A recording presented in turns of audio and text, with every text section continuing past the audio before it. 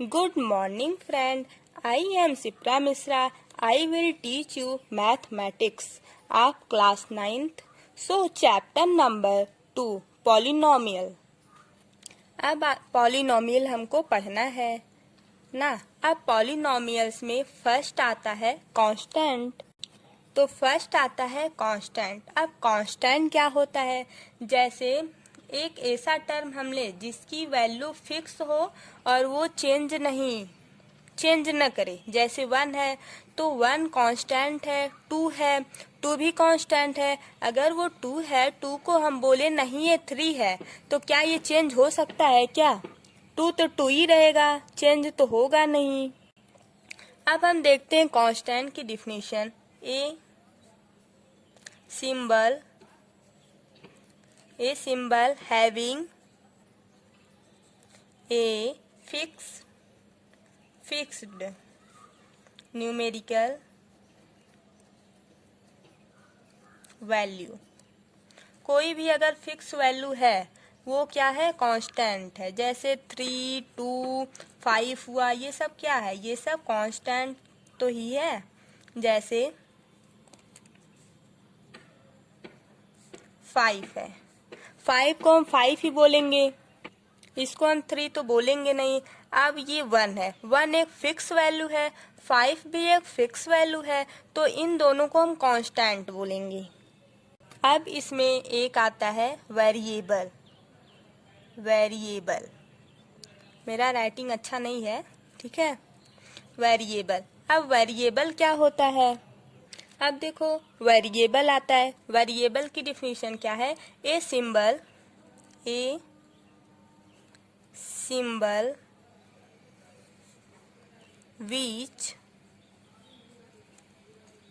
which has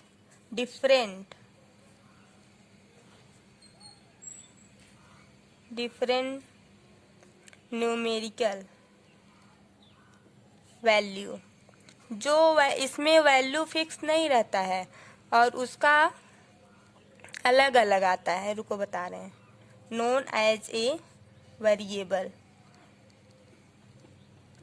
A symbol which has different numerical value is known as a variable.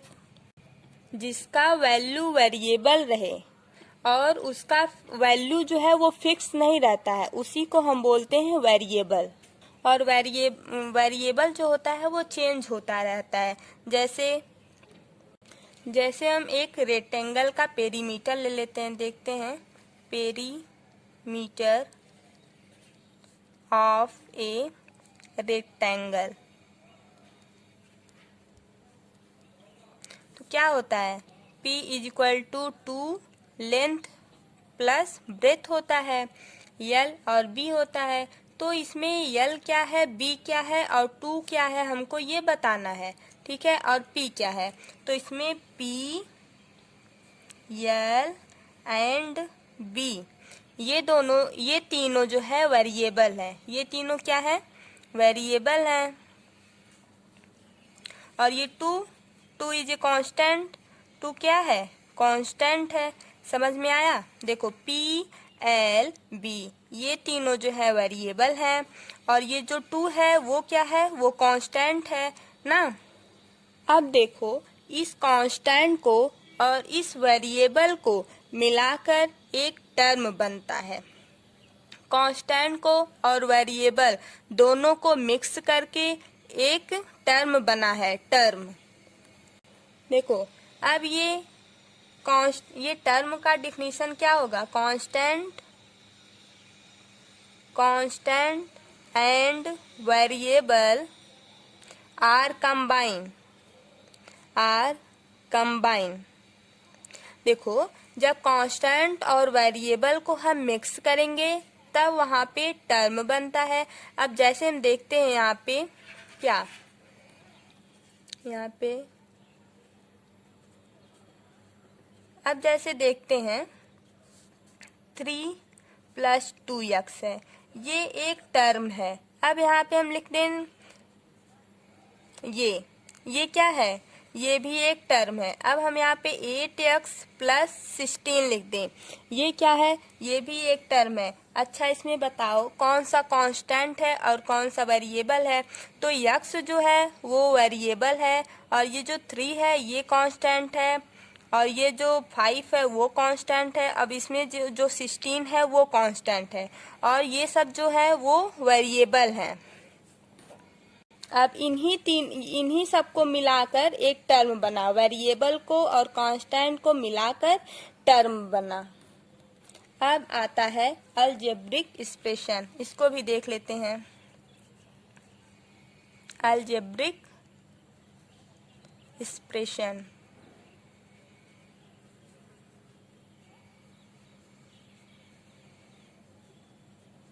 ये आता है। अब ये क्या होता है, इसमें भी वही है, कांस्टेंट और वेरिएबल से ये भी मिलकर बने होते हैं, इसी को बोलते हैं अलजेब्रिक एक्सप्रेशन। जैसे ए कलेक्शन हो किसका, कांस्टेंट का, a collection of constant and variable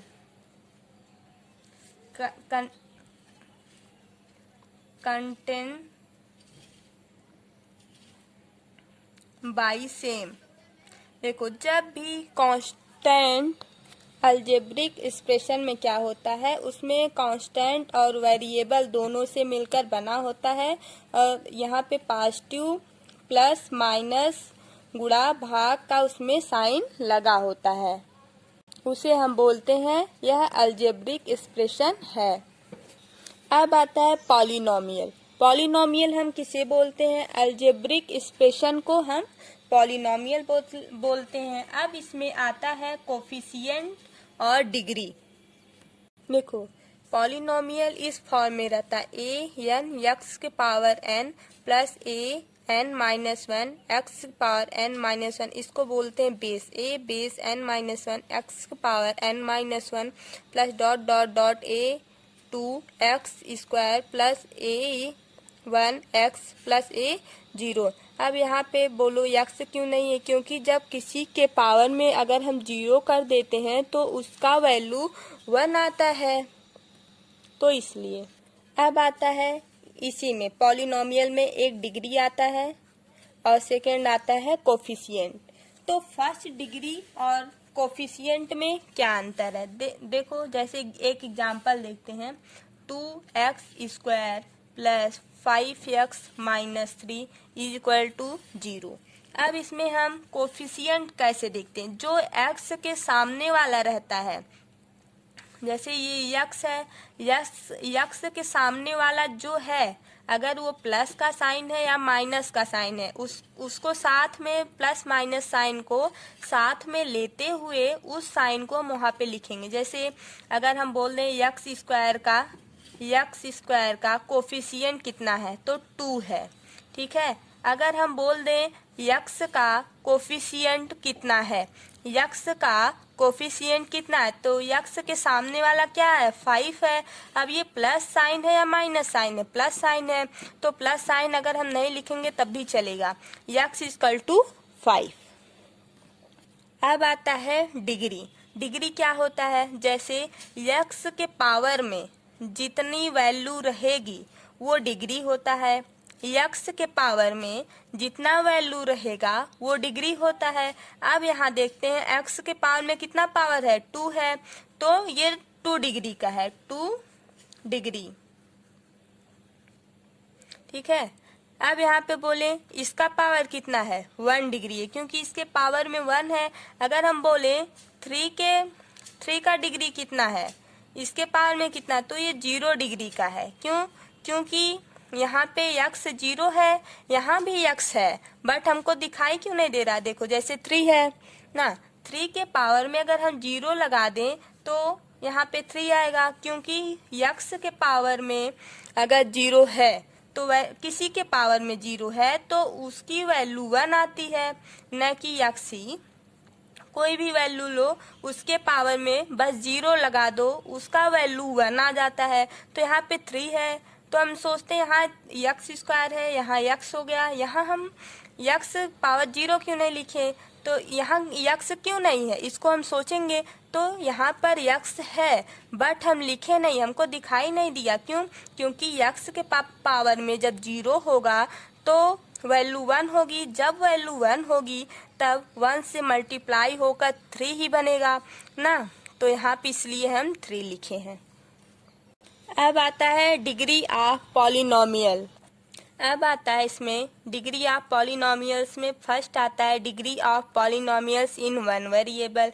इसमें क्या होता है, इसमें जैसे वन रहेगा, वेरिएबल 1 रहेगा, उसके पावर में हम देखेंगे जितना ज़्यादा हाईली पावर रहेगा वो उसकी उतना ही जिसके वेरिएबल में जितना ज़्यादा पावर रहेगा वो उतना डिग्री लिखा जाएगा। जैसे 5x की पावर में 4 minus 3x cube plus 7x square minus 2x plus 5।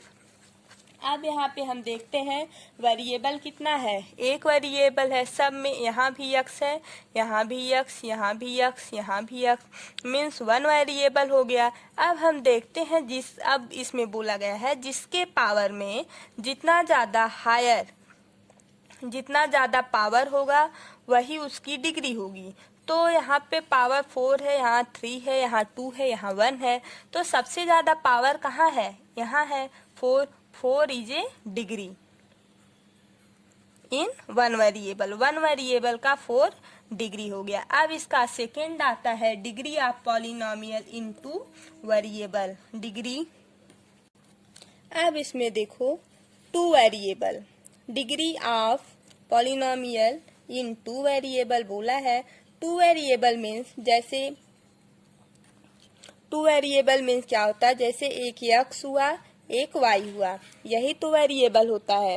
एक x हुआ एक y हुआ, ये 2 वेरिएबल हुआ। अब इसका एग्जाम जैसे इसमें क्या होता है, 2 वेरिएबल को मिलाकर जिसकी पावर जितना ज़्यादा रहेगा वही उसका डिग्री होगा।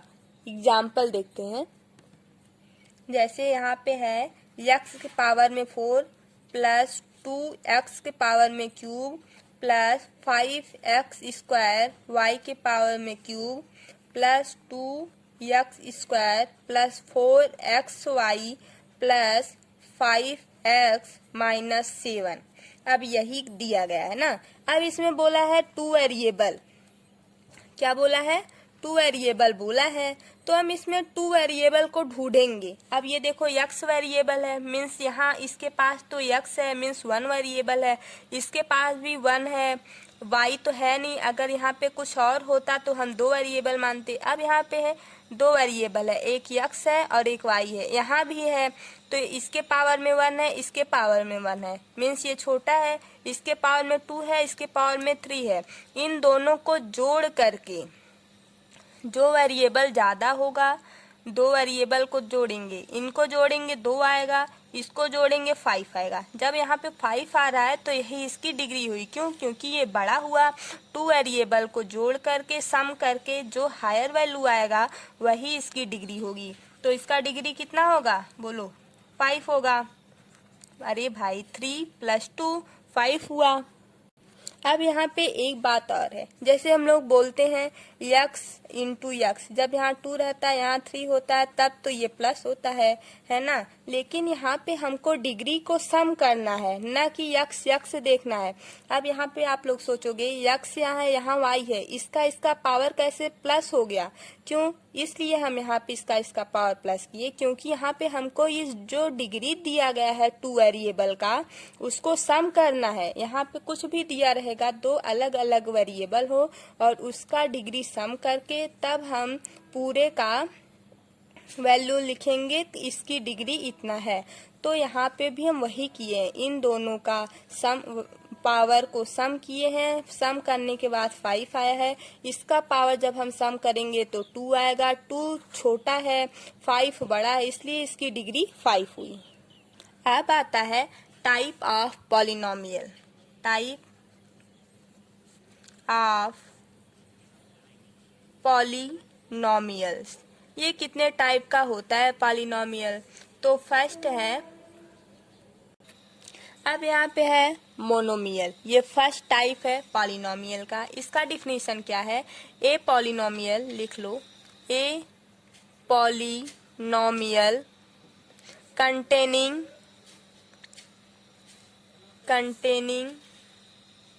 वन नॉन जीरो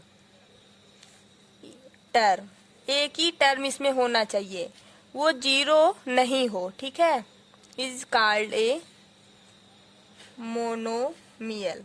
जैसे यहाँ पे 3x कर दें ना, ये पूरा मिलाकर एक टर्म है। अब यहाँ पे हम 5 कर दें, ये क्या है? एक टर्म है। अगर हम यहाँ पे 3/2 x स्क्वायर कर दें, ये भी क्या है? एक टर्म है, बट वो जीरो ना हो। अगर हम यहाँ पे जीरो लिख दें और ये बोले कि ये पॉलिनोमियल है, तो it is not polynomial. But क्यों? क्योंकि ये जीरो है, जीरो का कोई वैल्यू नहीं होता, यहाँ पे नहीं होता, जीरो है मीन्स कुछ नहीं है। अगर हम यहीं पे जैसे मोनोमियल, यहाँ पे क्या बोला? Monomial. Monomial means one term होना चाहिए, तो चाहिए, जीरो ना हो। अगर हम यहाँ पे 3x प्लस जीरो कर दें, तब भी तो ये एक ही टर्म हुआ ना। अगर हम ऐसे करेंगे तब भी तो ये 3x ही होगा। 3x प्लस जीरो कर दें, ये पूरा एक टर्म है, लेकिन जीरो क्या हम जोड़ते हैं? क्या नहीं जोड़ते हैं, तो यहाँ पे क्या होगा? 3x ही होगा। अब सेकेंड आता है बाइनोमियल। बाइनोमियल में क्या हो? टू टर्म हो। क्या हो? दो हो। यहाँ पे देखो वही डिफिनीशन सेम है, बस वन की जगह टू कर लो। ए पॉलिनोमियल कंटेनिंग, सबको बस ध्यान में रखा करो, एक्सरसाइज फर्स्ट ऐसे ही सॉल्व हो जाएगा। टू नॉन जीरो, दो हो टर्म बट वो जीरो वाला न हो, उसको हम क्या बोलते हैं? बाइनोमियल। क्या बोलते हैं? बाइनोमियल बोलते हैं।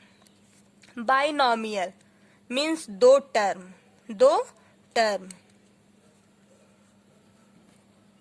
टू टर्म्स नहीं, सॉरी। जैसे यहाँ पे 2 + 3x, ये एक टर्म है। यहाँ पे देखो हमको दो लेना है, जैसे प्लस है तो प्लस करके दो लेना है, या तो जैसे यहाँ पे अगर हम 2x² y² + 3z कर दें, तो ये क्या है? ये भी बायनोमियल है। अगर हम यहाँ पे कर दें 4 - 5x + x³,